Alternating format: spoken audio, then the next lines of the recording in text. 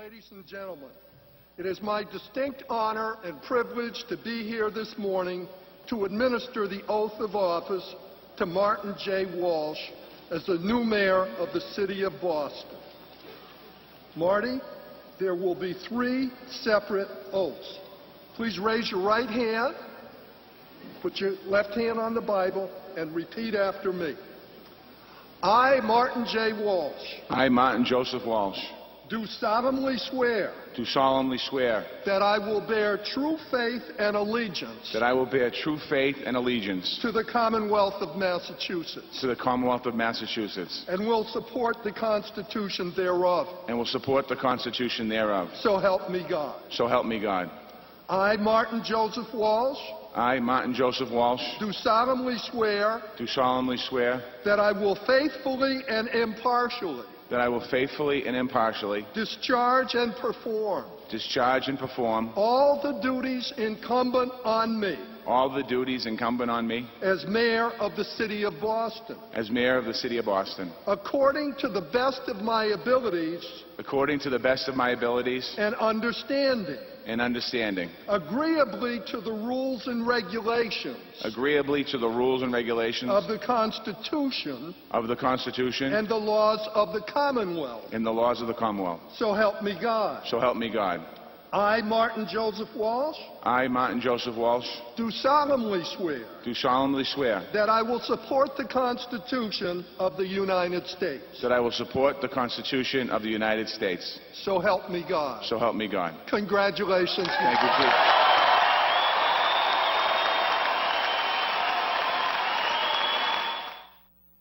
Happy New Year and welcome to Talk of the Neighborhoods. I'm Joe Heisler, your host, coming to you from the BNN Live studios, Eggleston Square, Jamaica Plain. And that, of course, was Marty Walsh, the new mayor of the city of Boston, taking the oath of office this morning at Conte Forum in the campus of Boston College.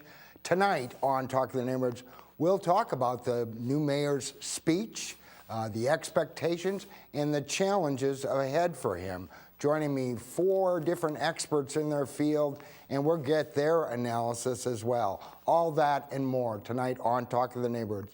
Stay tuned. We'll be right back. All right, we're back with Talk of the Neighborhoods. I'm Joe Heisler, your host. Tonight, in this new year, we start off right with the inauguration of a new mayor. That's right, Marty J. Walsh, sworn in this morning at Conte Forum in Boston College.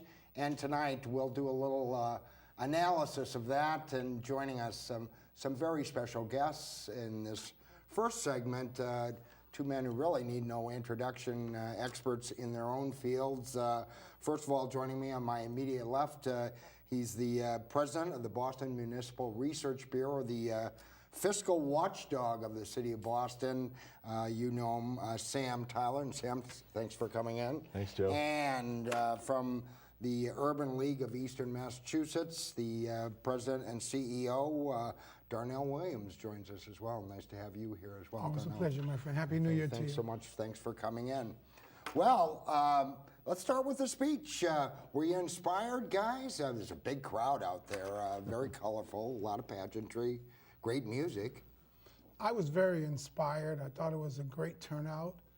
And I thought that Mayor Walsh struck a nice balance between his vision for the city and how he wants to bring all of us together. And he made some very, very good points to say that he's going to listen, he's going to learn, and he's going to lead the city. That might have been the best line in the whole speech. I think, well, yeah. No, I think there were quite a few, but that was one that was most memorable. Sam, what was your take on it? Well, first of all, I thought that the location was really a confirmation of his whole campaign of inclusiveness and making sure that anybody that wanted to come could come.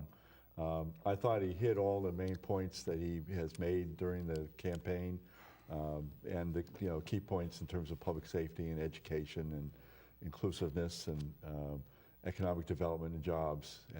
And so I think it was a well-written speech, and he covered all the points, and well done. Of course, after 20 years of no fancy talking, it's tough not to in some ways exceed that. But did he exceed expectations? And I don't know. Of course, he's just elected. He's in a tough spot there, on a big stage with a huge crowd. But what about the expectations? Not just for the speech, how has rolled out or is starting to roll out his administration. And I know, Sam, you were part of the transition team as well. Right. I mean, I think it's clearly. I think there was an expectation that he would announce more appointments sooner, and he's just going to roll this out. I think that we're going to find, rather than a major shift or change in personnel, that it's going to be over time. It's not right away, and I think that'll serve the city well. I think the financial team, I think, will stay at least through the budget and then move on. So it's a nice, smooth transition. Just what I think you want to see. Yeah. Darnell, did you have any expectations? A lot of promises made during the campaign. Well, running for office is a very exciting process, and you get a chance to meet people. And the mayor even talked about folks that he met in his transition. But I believe that running for office and actually managing office are really two different aspects. And I believe that he really gave me the sense to not only his speech, but conversations afterwards, that he's going to be really measured. You can't have him coming out the gate thinking he's going to do everything that he wants to do and what he may have promised on the campaign trail. I believe that there's a group that I'm a part of. We said we would take a look at what the mayor's done in 90 days. It would be fair to look at what he's accomplished in 1 year, and then take a look at the second year, and then the third year. And by that time, he's running for re-election, and so now he has a track record. So I think that will be a more realistic lens to put on the mayor, rather than think that from day one he is going to achieve everything. I don't think that's balanced or realistic. Well, politicians always want to kind of make their mark in some way, and Menino had his own way of approaching that as the guy, the urban mechanic that had his hands on everybody, on everything, I should say, in the city. Not much happened without him knowing about it. This guy seems to have a little different style, and I'm wondering what your take on it. What's his persona, and how did it sell today? And sales, or saying sales, means perhaps there's something more there than meets the eye or doesn't meet the eye. But how does he kind of make his mark going forward? Sam, Derek? I think that the theme, from my perspective, that came out throughout the speech, throughout the campaign, thematically, was that second chances. The governor made reference of it, and Marty also talked about it, that he has firsthand knowledge of there are people in this city who deserve a second chance. And he is sensitive to that because he received personally second chances to make a difference. He said something about his mom sitting there, and she was the only person in the room who least thought that he would be standing there being sworn in as mayor. That was to me, was one of those human touch lines that his mother knew, that's my kid, and I'm totally shocked. But she never said that, but that was the inference that was made. But I think the mayor really is going to have, I think, from that theme, that if there are people who want to do something, he said Boston is a city that has a big arm, a big heart, a big welcoming arms, and big dreams. And he wants to use second chances as to allow people to achieve that. That's what I want. Well, there's certainly, and I think even amongst those who might not have voted for him, liked him. He's a likable guy. And how much does that help him going forward, Sam? Does it help if they like you, or does it take something more than that? No, I think he's got to really put a good team around him, and I think he's going to be a mayor that's going to let his department heads, cabinet officers, however he's going to structure the government, really lead, and not necessarily have to be a mayor that's going to know everything before anything can be done or have to sign off on everything. In some ways, the beginning of this administration sort of reminds me a little bit of the Flynn administration, where You know, it's an opportunity to bring people in who haven't had a voice, who, you know, make it inclusive. He's talked about ethics. You know, he wants a straightforward administration. And I think taking time to select the people who are going to be the leaders and let them lead. Well, if you can pull that off. I think we have a clip of, Darnell, you were mentioning his reference to his mother, and I don't know if we can roll that, if we have that available. I think we have it someplace in queue, and perhaps we can. With big hearts and welcoming arms that makes everyone feel like family. We are a city of high achievement and creative genius. Our educators, scientists, doctors, and artists are changing the world. We are a city of big dreams, and we have what it takes to make our dreams come true. And if you doubt any of that, look at this, a kid from Taft Street in Dorchester who is now mayor of this great city. All right, and there he is. Even a kid from Savin Hill, Dorchester can be mayor. Certainly some inspiration there, but he does have some tough choices. There were some very interesting pieces in the paper. You know, of course, he spent some time on Beacon Hill, but you know, this is where the rubber hits the road, and you both know, you know, the pressures that come to bear on a mayor and the necessity to make hard, tough choices. I think Joe, if I may, I think one of the toughest choices that Mayor Walsh is going to have to deal with, and Sam probably could address it even on a numerical basis, is the police arbitration award. And I know I've heard what he said publicly about it, but that can have a long-term impact in terms of the city finances. So I think that's going to be a big challenge, not from a union lens perspective, but from a financial balancing, straight finance, balancing the books. He talked about transparency in his administration. I think that's going to be another theme. Second chances, transparency, that's what I recall. So I think if he achieves those items, but the police piece is going to be one of the earlier hurdles that he's got. What about that, Sam? What are we looking at there? Will that be his first big challenge, kind of crafting a budget, how to make that work, given the size of that award? Well, it's not only that. He has to present his first budget to the City Council on April 9th, second Wednesday in April. And this is going to be a challenge. You know, he has new initiatives he'd like to implement, but you know, there's already been an estimate of a shortfall of $30 million next year. The patrolman's contract adds another 13. The other 3 police unions will add another 7, so that's 20. So that's 50 altogether. It's a $2.7 billion budget next year. It can be managed, but what that means is that there's less flexibility. We also have a school budget that's looking at a $30 million cut in federal funds for next year. This year it was about $21 million, and they adjusted the budget this year by adding or increasing the appropriation by 7%. That's far more than what any other department got, including police and fire, and that can't be repeated. So the first challenge is really to come up with a balanced budget. It can be done. I mean, there's no question that the mayor will present a balanced budget, but I think it means he's not going to be able to implement all his new initiatives that he would like to, and it's going to take longer. And it's got to have strong management throughout. And he's got challenges in terms of collective bargaining. Yes, I mean, the firefighter's contract is not settled. It's still in negotiations. So that'll be the first test for next year. I mean, I'm assuming that the other 3 police contracts will follow the arbitration award.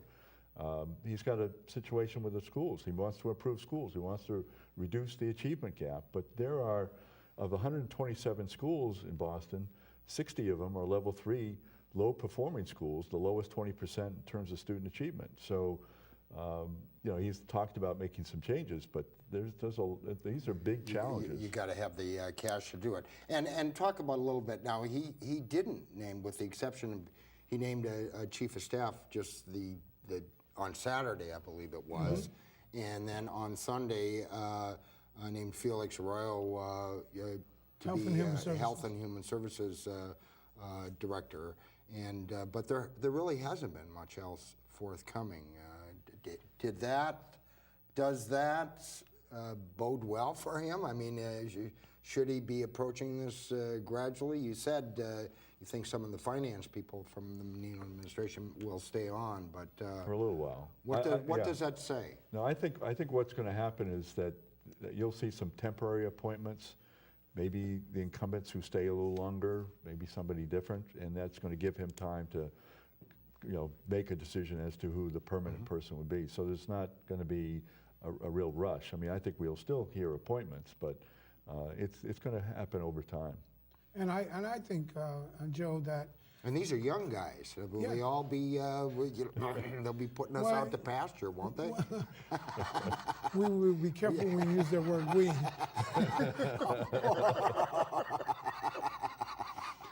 But I think that I'm not alarmed or concerned that he's taking his time.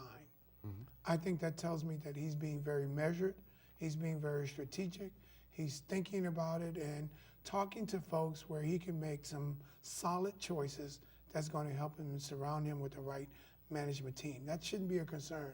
You can't take over the QE2 on day as a captain of the ship and know what's going on in the boiler room. It's going to take time. And you want to make sure you have the right people around you as you find your legs. He's got to find his voice and his sea legs. Well, And he's got some big appointments to make. Certainly, police commissioner, School. new fire chief, commissioner. new superintendent, BRA. new BRA. What's going to be the toughest one of those to fill for him? All of the above. Take your pick. Yeah, police and fire are going to be tough, although, for both, he could go internally in the department, although, frankly, for the fire department, I would hope that he would go outside. He has for the superintendent, the acting superintendent, John McDonough, a person who has the highest confidence of everybody. Of everyone. And Now, will he do a did good say job. today, though, that they're going to conduct a nationwide search for Right. For school. for a superintendent with urban experience, and but There are 12 or 15 other cities doing the same thing. I think Boston is very attractive. It ought to be in terms of, a mayor who's committed to public education, the educational institutions, the business community that has always been supportive of education. I mean, it's an appointed school committee, so there's less politics involved. I mean, I think it's a very attractive, but it's still going to be a challenge, and it's going to take time, and it may take more than a year. I think the last search was 18 months. So, but then again, the search before that was, I think about 6 or 7 months. So it could be done, but it's been a late start, and that's why I think in his speech today, he suggested that it's time to have a conversation with the school committee in terms of what their plans are for the search for the new And superintendent. he already reappointed one member, but named another, so there'll be some changes. What about the BRA director's position? Has he reassured the business community? Because I think there was some nervousness that, here's a guy that could, kill the golden goose, not quite, but... I think that the mayor has indicated that he wants a BRA that's transparent and responsive. He talked about some of the permits and licensing, but on the economic development front in the BRA, I think what the mayor is trying to at least articulate to the business community that Boston is in a very good place in terms of its economic direction. Landscape has changed in the last 20 years, and we have an opportunity to continue to do that. I mean, with Peter Mead leaving, there's an opportunity to put in a new person. I think he's got 3 spots on the BRA board. I think the former chairman, Chief Jones, stepped down in November. And so I think that he's looking to put some people and procedures in place that will allow him to put his stamp on the process. And I think if he does that, I don't see that there should be a major concern by the business community that he's going to be disruptive to projects that are in the queue. But he also wants to make sure that the voices of the communities are not drowned out and not heard. So I think he wants to look for balance and transparency. Of course, trade unions also benefit from, a lot of the building and construction that's going on. Well, but he knows the importance of economic development in the city that depends so highly on the property tax, and new growth is critical. So he's indicated that for the first 6 months, you're not going to see any major changes. I think we'll see an interim appointment. He's going to take his time in terms of a new BRA director, and you know it won't be the disruption in the pipeline at all. I think in terms of way he wants to proceed. A couple of questions because we're almost out of time. How important in talking about the finances and the situation he could be facing? How important is his experience, his relationships with state lawmakers? Will that be, of course, in the last few years, the state, of course, has helped, but they haven't quite been as forthcoming and as generous as they were in years past. Could that serve him well? Well, I would hope so. I mean, I think the issue is that we've been seeing a decline in the amount of state aid available for operations. Right. Part of that is because of assessments such as charter school assessments that take or reduce the amount that's available. But the trend is not in his favor. And hopefully his relationship will be able to make some change, but the state has its own challenges, so I wouldn't expect anything significant there. I would hope that because of his relationship, I believe that the Speaker and the President of the Senate, who are both there today, along with several other colleagues that have served along with Marty. Mm-hmm. Marty is what I call a go-getter, and I'm sure that he's going to use, and as you know, in this town and in this state, relationships become so key. Now, I think Sam has given us the baseline, but I was sure that Marty would take the baseline and see if he could ratchet it up some so that the city would benefit. Because more importantly, he talked about a very, very aggressive school building program in his speech today. Sam gave you what, in terms of the police, to fire, the other unions that haven't settled. And yeah, with this, that tells you that there are some initiatives that need to be balanced, but he did lay out a very aggressive and maybe forthcoming. Right. Might not have thrown that hook out there. And very quickly, guys, is he, given the fact, and of course there's been more news since the election, all the financial support and organizational support he got from labor unions, will he be under pressure to kind of stand up to unions or find some moment to stand up to unions to kind of burnish his credentials, that he can be balanced on that issue? I think the firefighters' contract will be one that will be watched very closely in terms of how that comes out. I think that his hope is that he'll be able to sit down and talk to the union in terms of coming out with a reasonable package, but if it ends up in arbitration because they think they'll get a better deal, that doesn't serve anybody, and it frankly would behoove the union to be more reasonable than necessarily going to arbitration and trying to get more money. Something to be shown here, proven, gained? I think that Marty has said on multiple occasions that if the unions believe that he's going to cave into their demands, they will be sadly mistaken. But he made reference in his speech today about the brothers and sisters within the union ranks. Got one of the biggest applause lines of the whole speech. Yeah. And I heard it, you heard it, and I felt good about it. But I don't think that they should be beholding to think that he is going to give away the city coffers because of his relationship. So I think Marty's going to be balanced and smart about it. If he doesn't, then he's asking for latent problems that he won't be able to remove himself from. I mean, he's saying he wants to serve all the people. He knows that means that it has to be reasonable in terms of collective bargaining, because the finances are going to continue to be tight going forward. So be watching. And finally, of course, given Menino's legacy, and any way you cut it, whether you were a fan of the mayor or not, there's been great changes. I am a fan of the mayor. Great changes in the city, a lot of really very positive changes. How does that leave Marty? Does he, Marty Walsh, does that give him a license to make great change, or to kind of stand pat because things have been going pretty darn well as it is?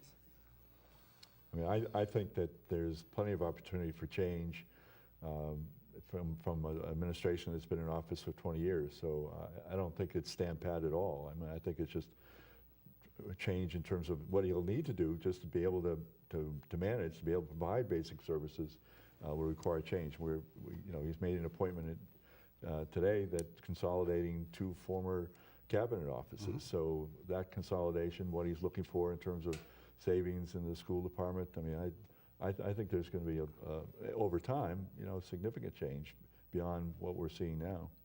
Darnell? I think that he has a great opportunity. He said in his speech today that change is good and that the opportunity to make Boston even better is right before him. If he does it in a very measured way by listening and learning, then I think that he will be able to lead us where the city is building upon the legacy of Mayor Menino.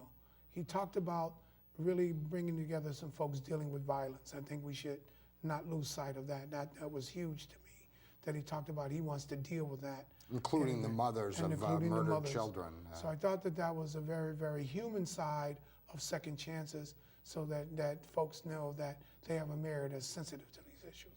But change is coming. Well, guys, off to a great start, and we'll be watching closely, as will both of you, I'm sure. Thank you both for coming in and joining us today. And again, Sam Tyler from the Boston Municipal Research Bureau and Darnell Williams from the Urban League of Eastern Mass. Thank you, gentlemen. Thank you so much. When we come back with more of Talking to the Neighborhoods, well, we'll have two other experts in their field. I don't know if they can top these guys, but we shall see. Joining us, Michael Jonas, Executive Editor of Commonwealth Magazine, and from the Harvard Street Neighborhood Health Center, the President and CEO there, Charlie Murphy. With more of Talk to the Neighborhoods, I'm Joe Heisler, your host. Today, of course, the swearing in of new mayor of the city of Boston, first new mayor in 20 years, Marty Walsh at Conte Forum in Boston College. A huge crowd gathering and received applause, and his speech went over well. The early critics all liking it tonight as we analyze that and what's ahead for Mayor Marty Walsh. Expectations and challenges. And joining us in this segment, two other experts in the field, both heavy hitters, so to speak, and friends. And I'm pleased to have joining me from, first of all, my immediate left from Commonwealth Magazine. He is the executive editor, a longtime Boston journalist. Michael Jonas is here. Thank you, Michael. Nice to have you here. Good to see you. And from the Harvard Street Neighborhood Health Center. It's President and CEO, former state representative, served with Marty Walsh, and former chair of House Ways and Means, Charlie Murphy. And nice to have you here, Charlie. Thanks, Joe. Thanks for having me. Thanks so much for joining me. Pleasure. Well, we talked a little bit in the last segment with the guests there about expectations, because I think that's important. I mean, you both know in this business that perception can help you a tremendous amount, can also dog you if the perceptions are wrong. And what were your perceptions from today's speech and the expectations that Mayor Marty Walsh kind of set up for himself? But Charlie, why don't we start with you? Well, I tell you, fabulous day, first of all. I thought he did great. I just thought the whole ceremony with Yo-Yo Ma and Ronan Tynan and Great music. Yeah, it really was. It was amazing. So I was very happy for Marty. I thought he did very well with his speech. I'll tell you, the one takeaway that I took with me as I left the County Forum was the line he said, "I'm going to listen, learn, and lead," which I think, if that's not a headline tomorrow morning, I'm not sure what is. I think that encapsulates. It was a headline on our piece on the Oh, was it really? Commonwealth website. But Later this afternoon. that lays it out right there for you. And I've known Marty for 18 years. He's a sincere guy, he's a smart guy, he's a passionate guy. And in that speech, what he's saying is, hey, look, I don't know it all, and I'm okay with that. I'm going to listen, I'm going to learn, but tell you what, then I'm going to start making some decisions. And in terms of expectations, I think that's perfect, because he's telling people he's going to start off slow is right, but he's going to take it all in, he's going to assess it. Right, he's not brash, he's not, no. There's not sort of a bravado or arrogance, and I think that humility. And the speech wasn't, perhaps it reflected him. It wasn't so polished. I mean, he stepped on some of his applause lines. Yeah. I'm sure he was nervous. Christ, the crowd that was there. But all in all, Michael, his speech, you think it set him up, positioned him well? Yeah, no, I thought, as Charlie said, I thought he did a great job, and I thought that that was kind of the money line of the speech. And it wouldn't be if it weren't for the fact that it really does reflect, I think, this broader sense of who Marty is and what he projected during the campaign, and what he was in the years before that to people who've known him for a long time. But as the city began to know him during the campaign, I think that those qualities of somebody who would listen, didn't come into the room acting like he was the smartest guy in there and knew all the answers, those wore very well on the electorate, and as we saw it, it worked very much to his favor. And the I think likability factor. Yeah, exactly. I think that was huge, and I think that the piece that we have up on our site this afternoon, I think the speech was, it leaned more to his heart than his head. I mean, there was a lot more appeal to people to sort of bringing Boston together. There was a lot of talk about redemption, second chances. There were several allusions to his own recovery from substance abuse and how that's shaped him into the kind of person he is, and how that, I think, shapes the kind of leader he'll be for the city. Well, he will very quickly face some tough decisions, some tough choices, and Sam Tyler was here earlier, and you might have caught some of that, and he's saying, given these, the arbitration award for the police contracts and how that will reverberate through the other unions, firefighters union, schools facing some serious financial issues. While he might like to do a lot of things, he may not be able to do. And I wonder if that kind of sense that we're at a new start, a new beginning, will be retarded by that factor, those kind of financial factors. And but I think any mayor coming into, or any leader coming into a new organization, you're going to be up against that regardless. Now, so Marty, there's an understanding there. Oh, sure. Yeah. No, absolutely. And Marty gets what he's up against, and the economy is coming back. But you're right. You made reference to the police arbitration award, which apparently is very expensive, and something's got to give. But he knows that. And that's going to be the part of the leadership challenge for him as he moves forward, as he gets established, as he listens, as he learns, and he starts making decisions. And it's going to be challenging, no question about it. I mean, just using that as Exhibit A, I forget the numbers, but it's tens of millions of dollars over the next several years that is going to have to be made up somewhere. The pie's only so big. The good thing is Marty has got a lot of experience up at the State House in terms of budgeting and things of that nature. Could that help him? His experience or his relationship serve him better than, of course, Mayor Menino had a lot of friends up there. Oh, yeah. He had a lot of friends anyway. Oh, but, sure. Mayor Menino did quite well. The fact that Marty served up there for 16 years. Oh, he's got a lot of friends up there, no question about it, from the speaker on down, and that will absolutely help him. Now, is it going to save the day for him? Absolutely not, but it's certainly going to help him as he moves forward and starts to figure out what decisions have to be made. And there are going to be some challenging decisions. He's going to be criticized for them. He's got thick skin. He's a tough kid, and he's going to do fine.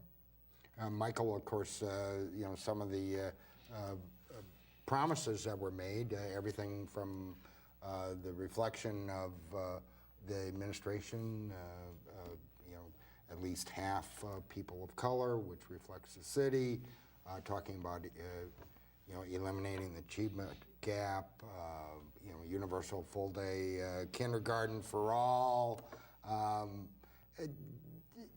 Does he, and those are big mountains to climb, I think, by anyone's estimation, but does he set himself up?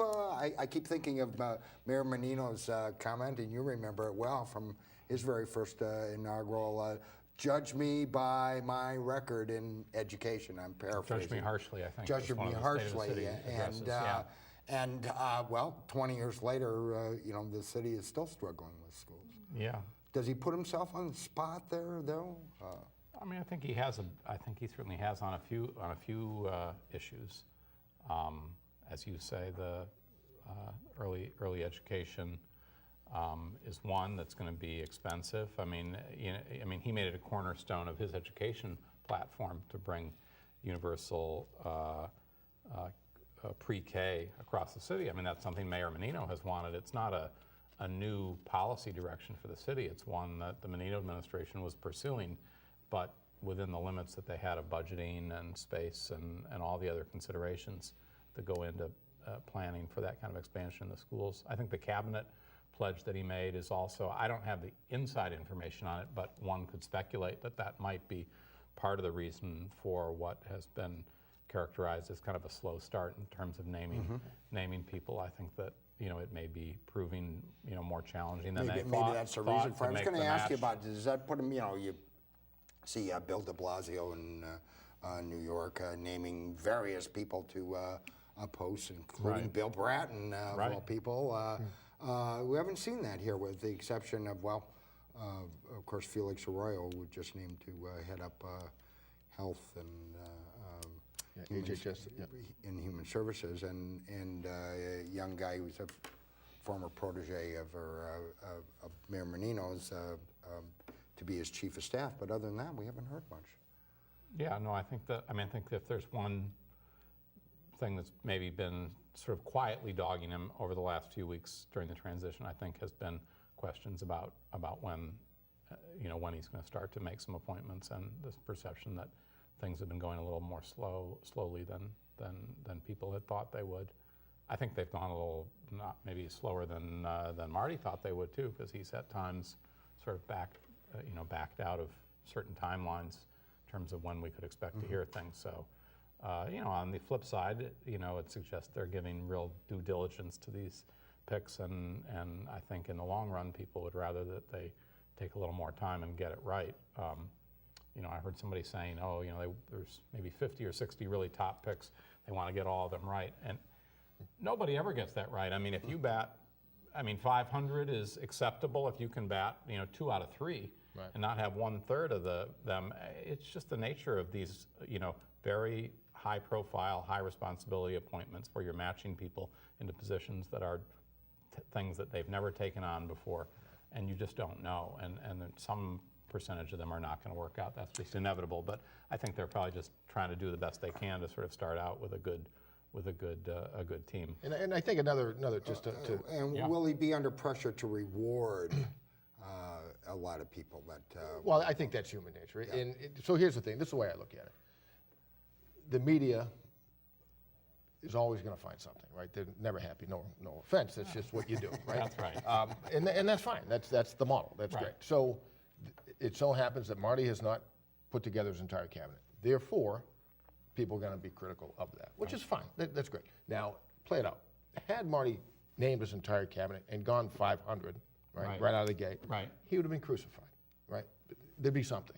So to your point, Joe, they're trying to get it right. They want to put the time in, they want to put the effort in. Now, at the end of the day, is he going to go 1,000? Absolutely not. He's going to have some dogs that don't work, and you're going to move forward and you're going to fix it. So this is just part of the gig. It doesn't matter what you do, you're going to get criticized. And again, he's a tough kid. He knows that. He's been doing it for 18 years, and he understands that the arrows are part of the game, and he's going to deal with it. The trick is, obviously, when and if you start going down that road, that it's all about the trend, and you got to stop the trend if you're going in the negative direction, because that makes it too easy for you guys. Right. You got to bring it back and do some positive things, which he will. I'm sure he will. So, but to your point, Joe, is he going to be under pressure to reward people? Here's the other thing. I'm thinking of the high-profile Charlotte Golar, Ritchie, John Barrows. He already appointed Felix Arroyo. But here's the thing: you take Felix, John, and Charlotte, and put them up against anybody. They're all smart and talented. Now they happen to support Marty, so who are you going to support? You're going to help people help you. You're not going to help your enemies. That's human nature. But again, taking those three as examples, they're very talented, smart people. Felix is going to crush that job at HHS. And who knows if John and Charlotte come aboard, but if they do, they should, because they're going to offer an awful lot to Marty. He understands that. So is he under pressure to help his friends? Sure. Does that mean everybody's going to get a job? Absolutely not. Look at the kid, the chief of staff. He sort of came out of, I don't want to say out of nowhere, but he's a kid from Andover who worked in New York City. Right. Who's obviously very smart and talented, and he's going to do a the fabulous job. Huffington Post. Yeah. A journalist on top of it. No, he was not among the usual suspects. No, exactly. So I think what you'll end at the end of the day, once they're all appointed, I think if you look that's across a better the board, indicator of what's to come. Sure. Then could we be having another one of the Mayor White moment? best and the brightest, these young Right. Turks that came out of his administration? I think it'll be a combination. You know, I think keep people guessing. I think at the end of the day, when the appointments are made, I think if you look at across the board, you're probably going to have just a mix of people who helped him. So people are going to say, oh, you got the job because you're friends. And folks like the chief of staff who nobody anticipated, but who will probably do quite well. See how they do. I want to ask you this because we've got just a couple of minutes left, and you know, he talked about, you know, the urban violence, and I think that issue at the end of the day, you know, it was may have not been the top issue, but it colored everything underneath, because there's a lot of concern, especially in the community of color. There's been a lot of issues, and Charlie, you're now working over at the Harvard Street Neighborhood Health Center. Do you feel like this guy's got a grasp on the kinds of issues that are really affecting people? It's not just when you got a runny nose. There's so much stuff going on out there on the street, and I know you're dealing with it. Your staff is dealing with it every day. No, absolutely. But to answer your question, I think he absolutely does. And the smart thing about Marty and Mike, you hit on it early. And I think the sign of a good leader, I've always thought this, is somebody who comes into a room, and sure, you've got the, you know, you get the general insignia or you got the CEO title, but it's the person who realizes they don't know everything, despite their position. And to me, again, that's the sign of a good leader. That's, I would argue, is Marty Walsh. He gets it. He understands at the end of the day he's going to be responsible. So, Joe, to your point, I think he's going to surround himself with good people, people who are talented in these various topics and subject matters, perhaps where he is not as up on as others. But that's why you have a large organization. You have people who are helping you out. So I think at the end of the day, he will do quite well on that front, the healthcare front and the urban violence, because he's going to have an awful lot of smart, talented, passionate folks who are going to help him get the job done. Yeah, and Michael, just really a couple of more pointed political questions, because of course his opponent that he beat in the final was so emphasized education so heavily. Is that put some additional pressure on him there?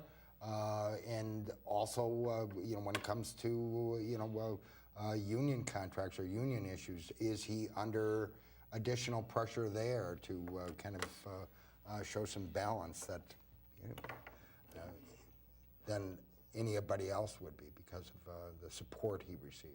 I think he is, and I think on both of those. I mean, I think on education, Marty certainly talked a lot about education as well. I mean, I think you're right.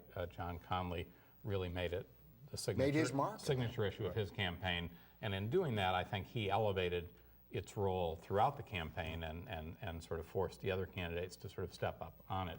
But Marty's someone, you know, for whom that's not been an alien topic, as he reminded people throughout the campaign. He served on the board of a charter school in Dorchester since its founding back in the 90s, and you know, has talked a lot again about his own story of his own, you know, path in education and heading back to school eventually to Boston College. So I think that education is going to be something, though I think there are going to be a lot of questions, and I think some of them are also going to be raised. I think that some of the stakes have been raised on that through some of these independent expenditures. I was going to say, what about that 485,000 that we learned about? And as that, some people know, Randy Weingarten, the president light? of the American Federation of Teachers, the National Teachers Union, was actually at the Conti Forum today, which I thought was very sort of surprising. That she would sort of make her way here from New York or Washington. So I think there will be just so happened to be in town. Yeah, so I think there will be a lot of focus, and I think he's going to. I think for Marty, a lot of these things are going to come down to a balancing act. I think on schools, he's pledged support for reforms. There are some bills pending in the legislature that would go farther in terms of giving powers to schools around turnarounds, but that would, in a sense, strip more power away from the teachers' union. And I think he's trying to sort of walk a sort of tightrope on that. He said he would support those kind of measures, but he first wants to try to negotiate with the union. So we'll see. I think that, along with just the general collaborative approach works around contracts, we'll see whether, you know, he kept telling people that, yes, I've got close ties to union, but people should not view that as a liability. That's going to be an asset. I'm going to show the residents of Boston that I can make that work, you know, not only for those unions, but for for everyone in the city because of the kind of skills that I think Charlie alluded to, that his ability to kind of work compromises, to collaborate with people. I mean, he showed a pretty uncanny ability to work his way back into some level of power or have a role up there after a couple times actually being on the losing end of leadership battles. So that does show sort of those skills that I think are going to be really called upon when it comes to contracts and some of those other issues. You saw him up close. Does he have those political skills? Oh, absolutely. Because there's no easy answers, and sometimes it's the answer is no. Oh, sure. And it doesn't sit well, and boy, you better be ready to to take the heat. And you've been in that spot yourself. Well, and I'll tell you, I've gone toe-to-toe with him on issues when I was chair of Ways and Means. I mean, I didn't make anybody happy, and when Marty gets upset, that's, takes it to a different level. But, and that's fine, that comes with the territory. But I think one thing Marty didn't get enough credit for during the campaign, and I saw this firsthand, time and time again, is the work he did with unions. Everybody thinks he's in the back pocket, that sort of thing. I saw him on a number of occasions taking the unions on, straight on, frontal assault on whatever the issue was. Didn't get any play, but...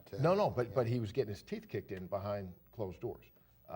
But making the point, hey, for whatever, and again, whatever the reasons were, he was making the point, frontal assault on unions. So he's got that toughness. Of course he does, absolutely does. But again, he has the relationships as well. And I'm not suggesting he's going to take frontal assault every union that comes across, but he's got the relationships and the experience to be able to work with these folks and say, hey, let's sit down, let's talk reality here for a minute. Let's see if we can get, come to the middle.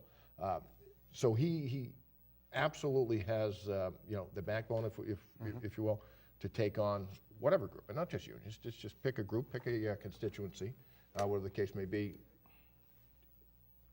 Even if it is an unpopular decision, it's something that he's done. He can do it. We've got just a minute left. Of course, the one thing that anybody that watches, City Hall watchers, him reaching his hand out even to the City Council. Well, there's no good deed may go unpunished there, but.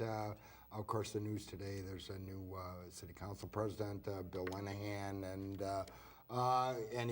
Marty was in the chamber, and there was a genuine good feeling. So maybe that's an omen for more goodwill and collaboration throughout. Gentlemen, I want to thank you both for coming again. Michael Jonas from Come Off Magazine. Thanks, Joe. Charlie Murphy from the Harvard Street Neighborhood Health Center. You're watching Talking the Neighborhoods here on the Boston Neighborhood Network. We're here tonight and every Monday night. A great discussion tonight about the new mayor. Next week, we hope to have on the new Boston City Council president.